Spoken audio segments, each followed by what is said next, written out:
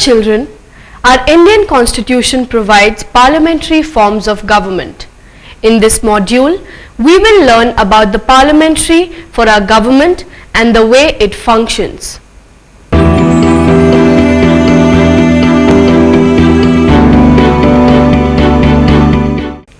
Lok Sabha TV telecasts the discussion that take place in the Parliament daily. The Indian Parliament is representative of the democratic setup of the country.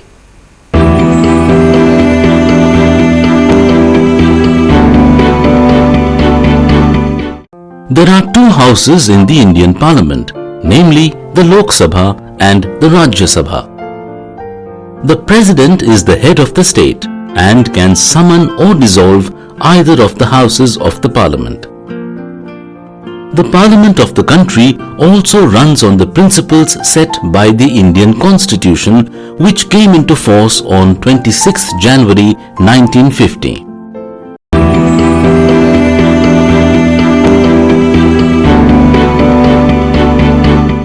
Rajya Sabha, also known as the upper house of the Indian Parliament. Rajya Sabha has maximum of 250 members. The general public of the country do not directly elect the members of Rajya Sabha. The Rajya Sabha may have a maximum of 250 members, most of whom are elected to 6-year terms by the legislative assemblies of the states and the union territories. 12 are appointed by the President of India. The Rajya Sabha members are elected for a term of 6 years. Every 2 years, about 1/3 of members retire. The Vice President of the country is the ex officio chairman of the Rajya Sabha. An electoral college is formed for electing the Vice President in India.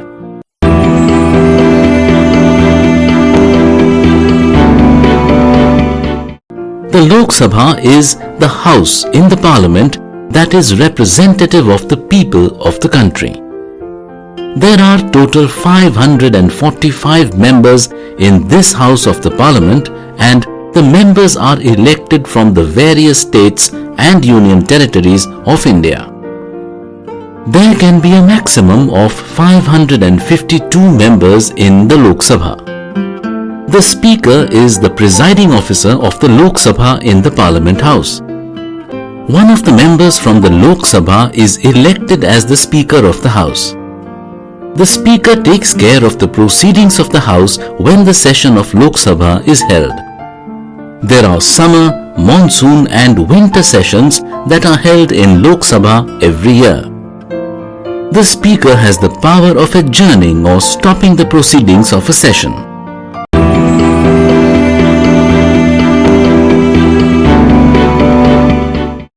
Both the Lok Sabha and the Rajya Sabha are endowed with certain responsibilities and duties. Passing of bills and making of laws are important duties of both the houses. Before a bill becomes a law, it has to be passed by both the houses of the Parliament. As Lok Sabha has more members, it is likely that it will prevail. Majority always wins. An objection from any of the houses can stop a bill from becoming a law. After both the houses pass a bill, it needs the assent of the President of India before being formulated into a law. The Parliament decides on issues related to price control, social safety and security, insurance, social and economic planning, and many more. There is a question hour in which the members of Parliament are free to ask questions regarding the various governmental and administrative activities. Lok Sabha and Rajya Sabha also play an important role in passing the budget. Once Lok Sabha passes the financial budget for the year, the Rajya Sabha cannot reject it. Lok Sabha controls the Council of Ministers. Only a person who has the support of majority of members in Lok Sabha gets to become a Prime Minister. If there is a no confidence motion in the Parliament in which the members express their lack of faith in the government, the Prime Minister has to step down. Rajya Sabha does not have this power. Kids, there are certain laws that can be made only by Parliament, while certain others that are made by other agencies. 1. The Central List.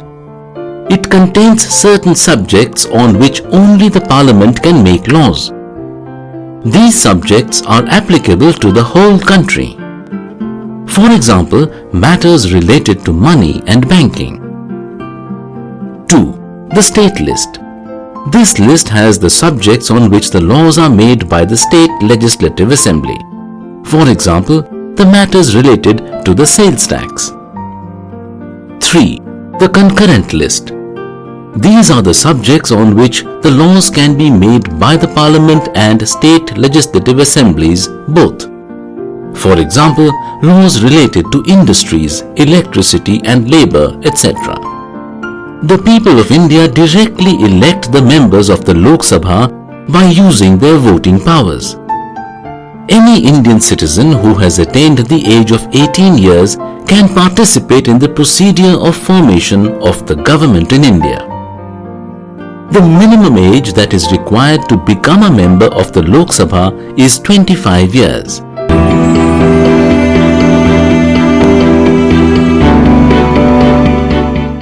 India got its first Lok Sabha in April 1952 after the first general elections were successfully concluded and the Indian National Congress or INC came into power with 245 seats in its kitty. There were in all some 75 political parties, 1,75,000 candidates to fill 3,278 seats in state assemblies and 1,823 to fill 493 seats in the House of the People. The Congress party came to power at the centre with a thumping majority.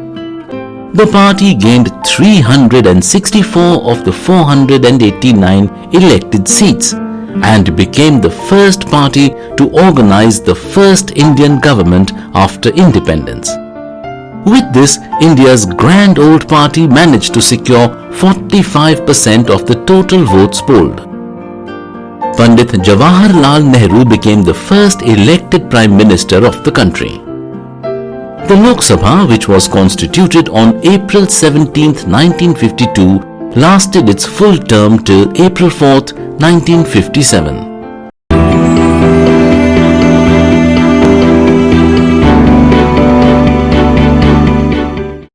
Dear children, in our country, it is a real challenge to get free and fair elections organized. Most of the people do not look for the qualifications and merit of the candidate. They just vote for the contestant who is from their religion or caste. Candidates and parties with a lot of money adopt unfair means of buying the voters by giving them gifts, etc. Some families tend to donate political parties tickets are contributed to relatives from these families. Earlier, there were a lot of incidences of booth capturing also, but now they have come down drastically with the electronic voting machines.